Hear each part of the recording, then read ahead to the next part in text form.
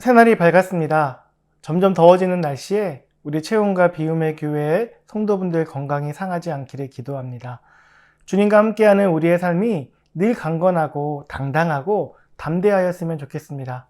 말씀의 능력을 신뢰함으로, 말씀에 순종하는 삶으로 삶의 자리에서 거룩한 물결을 일으켜 가시는 우리 한 분 한 분의 믿음의 용사들 되시기를 축복합니다.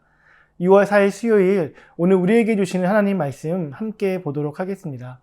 역대상 5장과 6장의 말씀인데요. 오늘 하루 가운데 시간을 두고 천천히 역대상 5장, 6장 전체를 읽어주시고요. 새벽 기도회 때는 역대상 5장 18절에서 6장 2절까지만 우리가 함께 읽어보도록 하겠습니다. 르우벤 자손과 갓 사람과 므낫세 반 지파에서 나가 싸울 만한 용사, 곧 능히 방패와 칼을 들며 활을 당겨 싸움에 익숙한 자는 44,760명이라. 그들이 하갈 사람과 여두루와 나비스와 노답과 싸우는 중에 도우심을 입었으므로 하갈 사람과 그들과 함께 있는 자들이 다 그들의 손에 패하였으니, 이는 그들이 싸울 때에 하나님께 의뢰하고 부르짖음으로 하나님이 그들에게 응답하셨습니다.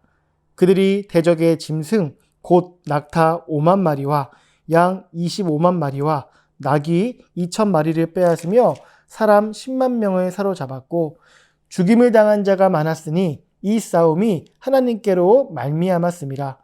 그들이 그들의 땅에 거주하여 사로잡힐 때까지 이르렀더라. 므낫세 반지파 자손들이 그 땅에 거주하면서 그들이 번성하여 바산에서부터 바알 헤르몬과 스닐과 헤르몬 산까지 다다랐으며, 그들의 족장은 에벨과 이시와 엘리엘과 아스리엘과 예레미야와 호다위야와 야디엘이며 다 용감하고 유명한 족장이었더라. 그들이 그들의 조상들의 하나님께 범죄하여 하나님이 그들 앞에서 멸하신 그 땅 백성의 신들을 가늠하듯 섬긴지라. 그러므로 이스라엘 하나님이 아스루 왕 불의 마음을 일으키시며 아스루 왕 디글랏 빌레셀의 마음을 일으키시매, 곧 르우벤과 갓과 므낫세 반지파를 사로잡아 할라와 하볼과 하라와 고산 강가에 옮긴지라. 그들이 오늘까지 거기에 있으니라. 레위의 아들들은 게르손과 그핫과 무라리요, 그핫의 아들들은 아무람과 이스할과 헤브론과 우시엘이요. 아멘.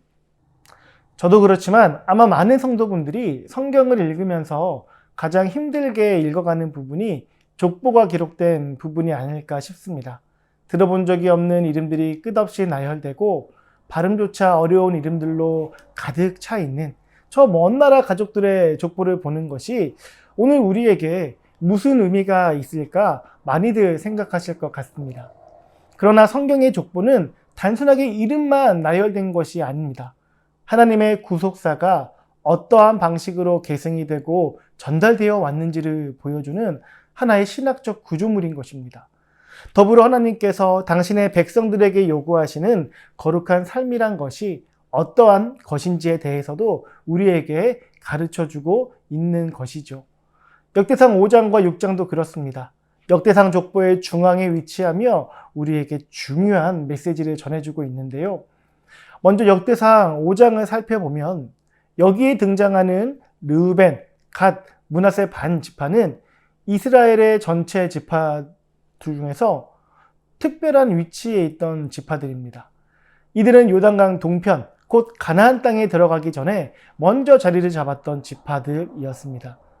민수기를 보면 그들은 양떼와 가축이 많아 목축에 유리한 땅을 원했고, 모세에게 요청하여서 요단 동편의 땅을 기업으로 받았습니다.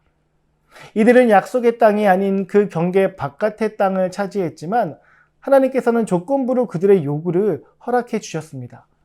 그 조건들이 무엇이었습니까? 다른 지파들이 가나안 정복 전쟁을 치르는 동안 이들이 앞장서서 함께 싸우라는 것이었습니다. 이들은 그것을 약속하였고 또 실제로 그 약속을 성실하게 이행하였습니다. 그리하여 이들은 하나님의 도우심으로 큰 승리를 경험하게 되는데요. 역대상 5장 20절의 말씀을 우리가 한번 같이 읽어보도록 하겠습니다.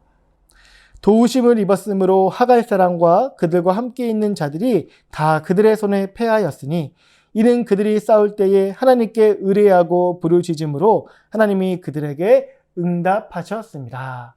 아멘. 이 말씀은 하나님께 전심으로 나아갈 때, 하나님을 의뢰하고 부르짖음으로 하나님께 충성할 때 하나님께서 승리를 허락해 주신다는 신앙의 기본적인 원리를 잘 보여주는 장면입니다. 요단 동편의 지파들은 이렇게 하나님 앞에서 바르게 선 모습을 보였기 때문에 18절에 나오는 표현을 사용하면 용사라 불리우며 승리의 삶을 살아갈 수 있었습니다. 그런데 그 승리의 삶을 살아가던 용사들이요, 변하기 시작하면서 그들에게 허락되었던 그 승리의 삶들도 사라지게 되는데요. 역대상 5장 25절과 26절의 말씀을 우리가 한번 같이 읽어보도록 하겠습니다. 그들이 그들의 조상들의 하나님께 범죄하여 하나님이 그들 앞에서 멸하신 그 땅 백성의 신들을 가늠하듯 섬긴지라. 그러므로 이스라엘 하나님이 아스루 왕 불의 마음을 일으키시며 아스루 왕 디글랏 빌레셀의 마음을 일으키심에 곧 르우벤과 gad과 므낫세 반 지파를 사로잡아 할라와 하볼과 하라와 고산 강가에 옮긴지라. 그들이 오늘까지 거기에 있으니라. 아멘. 이 말씀은 요단 동편의 백성들이 하나님을 향한 충성된 삶을 지키지 못하고 변하여서 이방 민족들의 신들을 섬기다가 결국 아스루 왕 불과 디글랏 빌레셀에게 사로잡히게 되었음을 보여주고 있습니다. 하나님께서 요단 동편의 지파들에게 그 땅을 허락하신 것은 하나님의 백성된 모습으로 그 땅을 다스리며 그 땅에 샬롬을 가져다 주도록 하기 위함이었습니다. 그런데 그들이 어떤 어리석은 모습을 보이게 되었습니까? 그 땅 백성의 신들을 가늠하듯 섬겼다라고 합니다.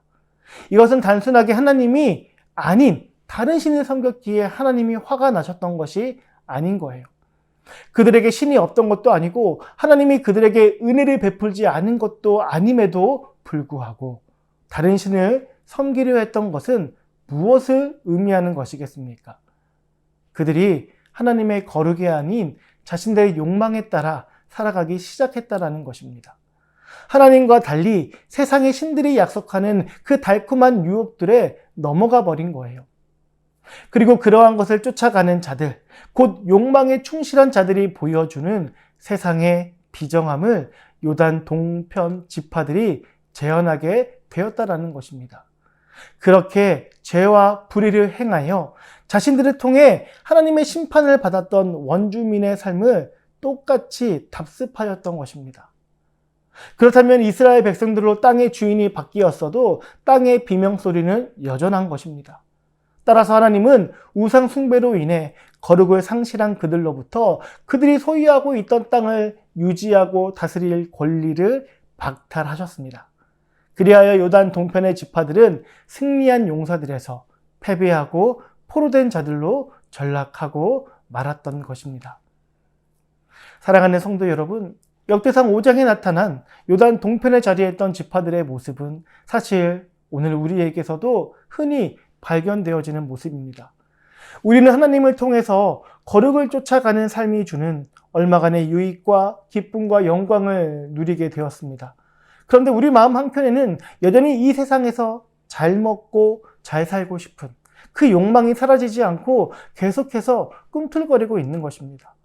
그러다 우리가 잠시라도 한눈을 팔고 하나님으로부터 멀어지는 순간 그 욕망은 다시 이전처럼 우리 삶의 주인 노릇을 하게 되는 것이죠. 그렇게 되면 하나님과 함께 했던 거룩한 영광의 순간들이 저 멀리 잊혀져 버리게 되는 것입니다. 그러면서 그 삶이 무너지기 시작하는 겁니다. 하나님 없이 승승장구하는 삶을 절대 부러워하지 마세요. 그 끝에 무엇이 있는지 성경이 한결같이 우리에게 가르쳐주고 있지 않던가요? 지금은 절대 무너지지 않을 것 같은 초롱성 같지만 하나님을 거절하고 욕망을 주인 삼아 살아가는 삶은 그 대가를 반드시 치르게 되어 있습니다. 따라서 우리는 단 하루를 살아간다 하더라도 하나님 앞에 부끄럽지 않게 살아가야 합니다. 그 삶에 약속된 영원한 영광에 대해서 절대 가볍게 생각하지 마셔요. 우리의 생각보다 훨씬 더 크고 강하신 하나님이십니다. 그 하나님을 기대하며 매일 하나님을 의뢰하고 붙듦으로 마지막까지 용사로 살아가시는 우리 귀한 지체분들이 되시기를 축복합니다. 이제 6장을 살펴보면요, 역대상 족보의 중심인데요, 여기에 레위 지파가 자리하고 있습니다. 이것은 우연한 배치이기보다는 포로에서 귀환한 공동체가 이스라엘 회복의 열쇠로 중요하게 여겼던 것이 무엇이었는지를 보여주는 의도적인 배치로 우리가 이해할 수 있습니다. 레위 지파는 우리가 잘 아는 대로 땅의 분깃을 받지 않았습니다. 왜냐하면 하나님께서 친히 그들의 기업이 되어 주시겠다 약속해 주셨기 때문인 것입니다. 그래서 레위 지파는 성전에서 하나님을 섬기며 백성들에게는 주의 법도를 가르치는 일을 담당하였습니다. 비록 내 이름으로 된 땅 문서는 하나 없지만 온 세상의 주인이신 하나님이 기업이 되어 주셨기에 사실 어느 지파들보다 가장 큰 복을 받은 지파였다 말할 수 있습니다. 그러하기에 귀한 공동체에서도 이들의 역할은 중요했습니다. 낙담과 좌절에 빠진 귀한 공동체 앞에 나아가 다시금 이스라엘의 회복을 위해 선두에서 힘을 내어야 했습니다. 백성들은 이스라엘 회복이 레위 지파를 중심으로 예루살렘 성전의 중건과 하나님께 드리는 예배 제의를 복원하는 데 있다고 생각했기 때문입니다. 레위인들이 다시금 자신들에게 주어진 거룩한 사명을 제대로 감당하며 이스라엘 백성들을 하나님께로 올바르게 인도할 때 이스라엘이 회복될 것이라 여겼기에 이 족보의 중앙에 레위 지파를 배치했던 것입니다. 이로써 하나님이 기뻐하시는 백성은 하나님을 바르게 예배하는 백성들이며 레위 지파와 같이 땅이 아닌 하나님을 기업으로 삼고 성전과 주의 법도를 소중히 여기는 백성들에게 하나님이 약속하시는 진짜 회복이 임할 것을 레위 지파의 족보를 통해 우리에게 전해주고 있는 것입니다. 사랑하는 성도 여러분, 이것은 오늘날에도 동일한 것이겠죠. 이제는 우리가 성전이라는 건물을 중심으로 신앙생활을 하는 그런 시대가 아니라 우리 각자가 하나님이 거하시는 거룩한 성전이라 고백하며 살아가고 있습니다. 우리의 삶의 중심을 하나님께 두고 하나님께서 우리에게 풍성하게 허락하여 주신 주의 말씀을 소중히 여기며 살아갈 때 우리의 삶이 세상에 주눅들지 않고 세파에 찌들지 않고 하나님 나라의 백성으로서 존귀한 삶을 살아갈 수가 있는 것입니다.